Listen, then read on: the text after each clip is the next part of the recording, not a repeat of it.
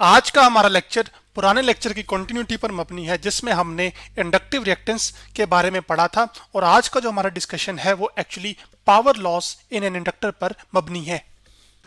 Power असल में हम कहते हैं rate at which electrical energy is transferred. तो ये जो पावर होती है इसको असल में हम इलेक्ट्रिक पावर कहते हैं, जबकि पावर लॉस असल में हम कहते हैं rate at which electrical energy is lost in form of heat. ताकि दोनों में, पावर में और पावर लॉस में फर्क कर सके, मैं रंग एक जैसे कर देता हूं। तो यहां पर ये जो पावर लॉस है इसका रंग मैं क्या कर देता हूं आपके पास लेबल करके, ये असल में क्या हो गया, पीले रंग से ये लिख दिया है, ये लेबल कर दिया, और पीले रंग से यही है असल में, ठीक है। तो ये आपके पास पावर लॉस की डेफिनेशन बन गई। तो अब हम ये जानना चाहते हैं कि जब एक इंडक्टर, जैसे कि यहाँ पर ये इंडक्टर है, उसको एक अल्टरनेटिंग वोल्टेज सोर्स के साथ सर्किट में कनेक्ट किया जाता है, तो इस सर्किट के अंदर इस इंडक्टर के अक्रॉस आपके पास कितनी पावर लॉस हो रही होगी, आज हमने वो कैलकुलेट करनी है।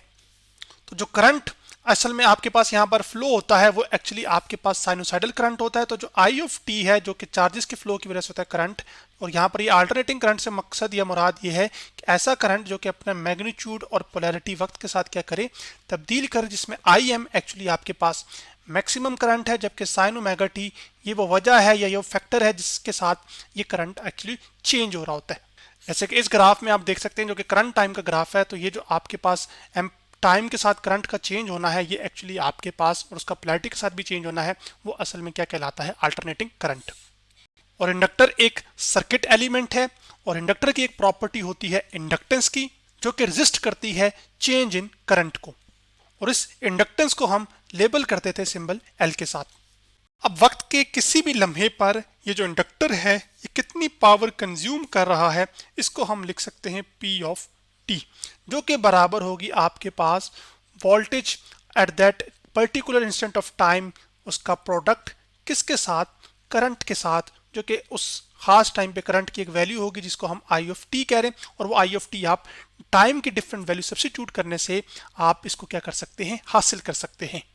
लेकिन हमारा इंटरेस्ट इस चीज में नहीं, ये नहीं है कि कितनी पावर ट्रांसफर हो रही है। हमारा इंटरेस्ट इस चीज में है कि we are interested in average power loss in one cycle, यानी कि एक साइकिल के अंदर कितनी एवरेज पावर लॉस हो रही है जब आपके पास एक अल्टरनेटिंग वोल्टेज सोर्स के साथ सिर्फ और सिर्फ एक इंडक्टर लगा हो।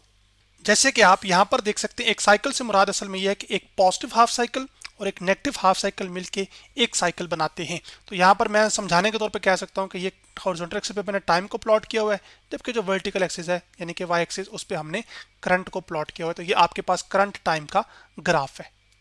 तो हम ये जानना चाहते हैं कि इस एक साइकिल के अंदर एक्चुअली कितनी पावर डिसिपेट हुई होगी या लॉस हुई होगी आपके पास इस इंडक्टर के अक्रॉस, यानी कि कितनी जो इलेक्ट्रिकल एनर्जी है वो एक्चुअली आपके पास हीट की फॉर्म में लॉस हुई होगी या ट्रांसफर हुई होगी या कन्वर्ट हुई होगी। मुख्तलिफ मुतबादिल लफ्ज़ इस्तेमाल किए जा सकते हैं, इस वजह से सारे जिक्र कर रहा हूँ। तो इसका मतलब है हमें फिर इंस्टेंटेनियस जो पावर डिलीवर हो रही है, जो कि असल में इलेक्ट्रिकल एनर्जी है एक तरह से, कि कितनी तेजी के साथ एनर्जी डिलीवर हो रही है इस कंपोनेंट को, तो उसको तो हम पावर कहते हैं। और इलेक्ट्रिकल एनर्जी क्या होती है, चार्जेस के फ्लो की वजह से। लेकिन ये एनर्जी कितनी तेजी के साथ जाया हो रही है, यानी कि हीट की फॉर्म में लॉस हो रही है एक साइकिल के अंदर, उसके लिए हमें कैलकुलेट करनी है एवरेज पावर। तो अब हम सबसे पहले जो करेंगे वो ये है कि एवरेज पावर को कैलकुलेट करेंगे, और वहां से ये पता चल जाएगा कि कितनी पावर लॉस हुई है एक इंडक्टर में। तो पुराने लेक्चर्स में हम जानकर आ चुके हैं कि हम एवरेज निकालने के लिए ये सिंबल इस्तेमाल करते हैं। आपके पास इसमें एवरेज किस क्वांटिटी की लेनी है, पावर की, तो पावर आ जाएगी पी ऑफ टी, और उसके साथ साथ ये चीज़ आ जाएगी। जबकि आपके पास ये बराबर है किसके, एवरेज आ जाएगी वोल्टेज के, ठीक है, जो कि असल में ईएमएफ होगा जो इस इंडक्टर के क्रॉस होगा, और वो उसको मैं लिख रहा हूँ वी ऑफ टी, जबकि साथ आपके पास जो करंट फ्लो हो रहा है वो भी साथ उसका प्रोडक्ट आ जाएगा वोल्टेज के साथ, और इनके मिला के हमने क्या लेनी है, एवरेज लेनी है।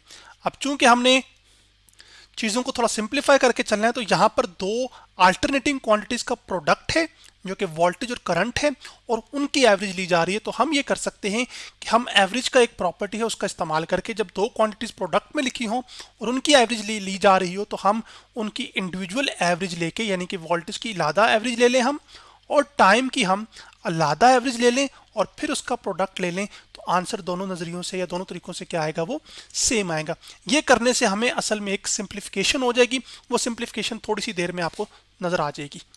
तो आपके पास यहाँ पर P ऑफ T आ जाएगा, ठीक है। यहाँ पर इसको लिख लेते हैं और उसके बाद इसको मैं चेंज कर दूंगा एक लफ्ज़ के साथ।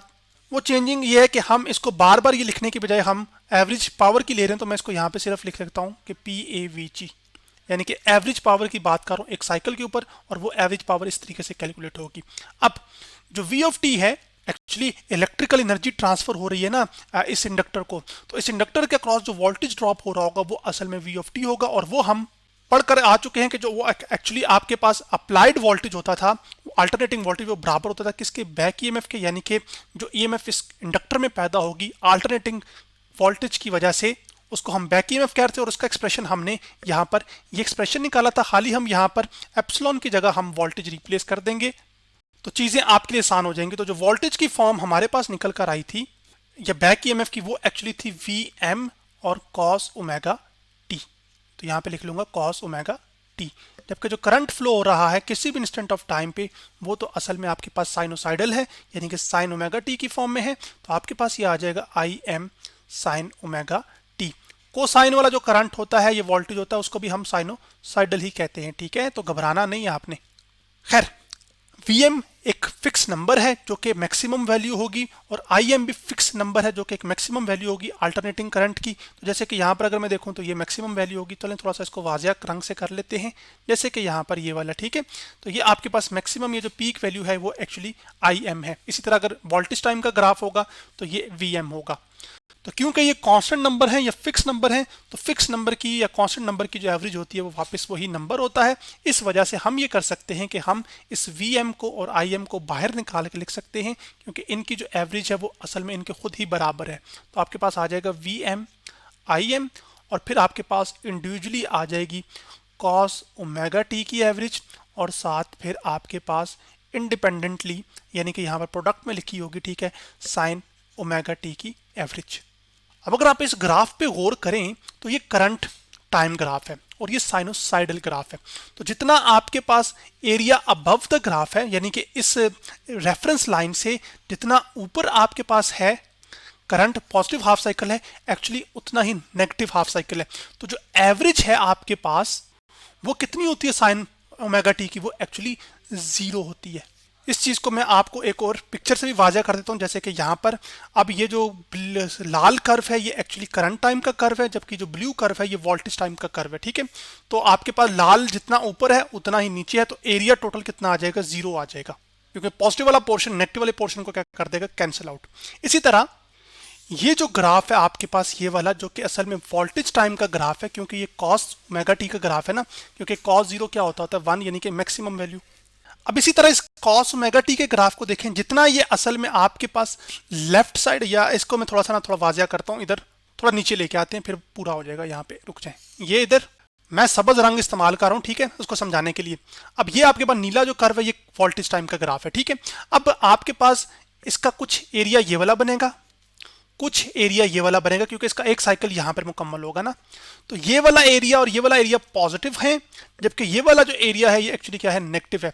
तो ये दोनों पॉजिटिव एरियाज मिलके इस नेगेटिव एरिया को एक्चुअली क्या कर देंगे, आपके पास कैंसिल आउट कर देंगे। तो आपके पास इस cos ओमेगा टी की भी जो एवरेज है वो भी असल में कितनी आ जाएगी, वो 0 आ जाएगी। एक तो ये नजरिया हो गया इसको समझने का। दूसरा ये है कि आपके पास cos कि कोई भी आप एंगल पुट करें या साइन के अंदर कोई भी एंगल पुट करें, इनकी जो मैक्सिमम वैल्यूज हैं वो पॉजिटिव 1 होंगी, जबकि जो मिनिमम वैल्यूज हैं वो नेगेटिव 1 होंगी। इसके मतलब कोई भी डिफरेंट एंगल्स आप पुट करते रहें, इनकी वैल्यूज -1 और 1 के बीच में होंगी। तो आपके पास अगर इनकी एवरेज लें तो वो क्या होगी, -1 में +1 ऐड करें, 2 पे डिवाइड करें तो ये इससे कैंसिल आउट, तो 0/2 आएगा। 0/2 क्या होता है, 0। तो इससे भी साबित हो गया कि आपके पास एवरेज ऑफ कॉस फंक्शन हो या एवरेज ऑफ साइन फंक्शन हो, वो एक्चुअली क्या होती है, वो 0 होती है। तो 0 मल्टीप्लाई बाय एनीथिंग क्या होती है, वो 0। तो आपके पास जो एवरेज पावर लॉस होगी, यानी कि पावर लॉस जो होगी एवरेज एक इंडक्टर के अंदर, वो कितनी है, वो एक्चुअली आपके पास 0 है। जब एवरेज पावर लॉस 0 है तो यानी कि एक साइकिल के अंदर किसी किस्म की आपके पास जो इलेक्ट्रिकल एनर्जी है, जब उस सर्किट के अंदर एक अल्टरनेटिंग वोल्टेज सोर्स लगी हो और साथ एक इंडक्टर लगा हो, तो तो उसमें किसी किस्म की जो एनर्जी, इलेक्ट्रिकल एनर्जी है, वो हीट की फॉर्म में लॉस नहीं होगी। क्यों? क्योंकि हमारे पास जो एवरेज पावर लॉस निकल कर आई है एक साइकिल में वो 0 है। तो फिर मैं यहां पे लिख सकता हूं कि average power loss over a complete cycle of alternating current through an inductor is 0। और हम इंडक्टर, ऐसे इंडक्टर की बात कर रहे हैं जो कि आइडियल इंडक्टर हो। और आइडियल इंडक्टर से मुराद यहाँ पर असल में यही है कि आपके पास इंडक्टर के अलावा इस सर्किट में कोई और चीज़ नहीं लगी हुई है। जो वायर्स भी लगी हुई हैं, ये भी जो रेजिस्टेंस ऑफर कर रही हैं, वो भी असल में हमने इग्नोर कर दी, यानी कि नेग्लिजिबल है, ना होने के बराबर है। तो तब हम ये जो इंडक्टर कह रहे हैं वो असल में एक आइडियल इंडक्टर कह रहे हैं। इस इंडक्टर की खाली एक जो प्रॉपर्टी है वो सिर्फ इंडक्टेंस की है। तो अब यहाँ पर मैं आपको एक ग्राफ दिखा रहा हूँ जिसमें मैंने करंट, वोल्टेज और पावर का ग्राफ दिखा रहा हूँ, जिसमें आपके पास हॉरिजॉन्टल एक्सिस पर टाइम है। थोड़ा गंदा लिखा है, इसको साफ कर लेते हैं, ठीक है, फिर खुद ही लिख लेते हैं। तो टाइम को हम रिप्रेजेंट करते हैं टी के साथ, तो यहाँ पर मैंने टी लिख लिया, ठीक है। जबकि जो पावर वाली वेव है वो आपके पास जो सबसे बड़े एम्पलीट्यूड वाली वेव है ना, वो असल में पावर वाली है, ठीक है। तो चलें उसको रंग भी दे देते हैं। ये जो वाली वेव है ना, ये वाली, इसको रंग दे दिया नीले वाला, ठीक है। आपके पास ये जो आ रही है ना, असल में ये पावर वेव है, ठीक है। जबकि ये वाली जो है ये एक्चुअली आपके पास वोल्टेज का ग्राफ है, ठीक है। और ये वाला ग्राफ है ये एक्चुअली करंट आई का है। तो पावर आपको पता है ना कि कैसे हासिल हो रही थी हमारे पास। आप जो है ना वो voltage at an instant of time को मल्टीप्लाई कर रहे थे current eight that particular instant of time पर, तो आपको पावर मिल रही थी। तो आपके पास इन दोनों, इसमें ग्राफिकली इस तरह से रिप्रेजेंट हुआ है कि आपने वोल्टेज और करंट की वैल्यूज को मुख्तलिफ इंस्टेंट ऑफ टाइम पर मल्टीप्लाई किया है, तो आपके पास इस तरह का पावर ग्राफ एक्चुअली हासिल हुआ है। तो जितनी पावर का एरिया नीचे है एक्चुअली उतना ही ऊपर है पावर टाइम का ग्राफ का, और जितना इधर नीचे है उतना ही असल में क्या है, वो ऊपर है। तो जो टोटल एरिया ऐड होके वो कितना दे देगा, 0। इस वजह से आपके पास जो पावर लॉस थी वो कितनी आई, या एक इंडक्टर के क्रॉस में कितनी आई, वो 0 आई। तो अब सवाल ये है कि अगर एक साइकिल के अंदर आपके पास पावर लॉस ही नहीं हुई, तो फिर वो सारी की सारी जो आपके पास इस सर्किट में पावर ट्रांसफर हुई है वो तो इंडक्टर को मिली है ना। तो जब पावर लॉस हुई तो वो सारी की सारी पावर गई किधर? तो असल में इस इंडक्टर ने एनर्जी को या पावर को डिसिपेट करने की बजाय उस जो इलेक्ट्रिकल एनर्जी इसको मिली है, इसने इसको स्टोर कर लिया है। किस फॉर्म में? मैग्नेटिक फील्ड की फॉर्म में। और इंडक्टर का असल में फंक्शन यही होता है कि इंडक्टर क्या करता है कि वो स्टोर कर सकता है एनर्जी को। तो इस इंडक्टर ने उस एनर्जी को, जो कि इलेक्ट्रिकल एनर्जी है, उसको स्टोर कर लिया उसकी अपनी मैग्नेटिक फील्ड के अंदर। तो इस वजह से किसी किस्म की आपके पास पावर लॉस एक इंडक्टर के अंदर नहीं हुई। तो आज हमने inductive reactance and power loss in inductor के बारे में पढ़ा, जिसमें जो पावर लॉस पहले रह गया था हमारे पुराने लेक्चर में, उसको हमने डिटेल के साथ डिस्कस कर लिया।